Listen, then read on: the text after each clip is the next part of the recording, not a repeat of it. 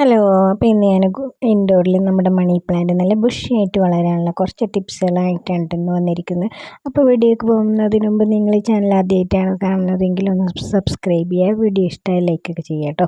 അപ്പോൾ നമ്മൾ money plant ഇൻഡോറിൽ വളരുമ്പോൾ അല്ലെങ്കിൽ നമ്മൾ താഴേക്ക് വളർത്തുക, അല്ലെങ്കിൽ നമ്മളിതിങ്ങനെ മുകളിലേക്ക് വളർത്താണ്ടില്ലേ ചെയ്യുക.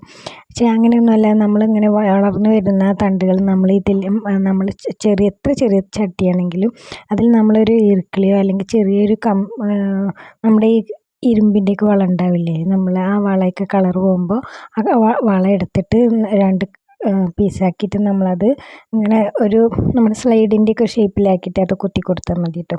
നമ്മൾ ഈ വരുന്ന ഓരോ തണ്ടും നമ്മൾ ഇതുപോലെ ഇങ്ങനെ കുത്തി കൊടുത്താൽ ചെറിയ ചട്ടിയിലാണ് നല്ല ബുഷിയായിട്ട് വളരും കേട്ടോ.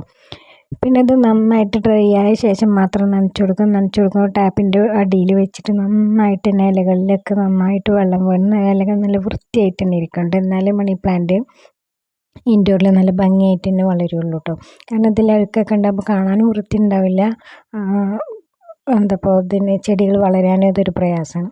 പിന്നെ ഇതുപോലെ കട്ടിങ്സ് ഒക്കെ എടുത്തിട്ട് നമ്മൾ വെള്ളത്തിൽ കുറച്ചധികം കട്ടിങ്സ് എടുത്ത് വെള്ളത്തിൽ വെക്കുകയാണെങ്കിൽ നമ്മൾ നട്ടു കൊടുക്കുമ്പോൾ അത് മൊത്തത്തിലാണ് നട്ടു കൊടുക്കുമ്പോൾ ചട്ടിയിലാണെങ്കിൽ നല്ല ബുഷിയായിട്ട് നല്ല ഭംഗിയിൽ തന്നെ വളരും.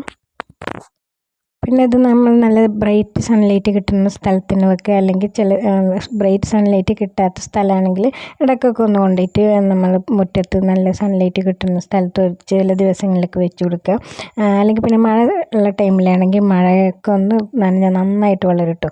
മഴ ഏത് ചെടികളാണെങ്കിലും മഴ കൊണ്ടാവുന്ന നന്നായിട്ട് വളരുമെന്ന് വിചാരിച്ചത് നമ്മൾ മഴ ഒരുപാട് കൊള്ളിക്കരുത്.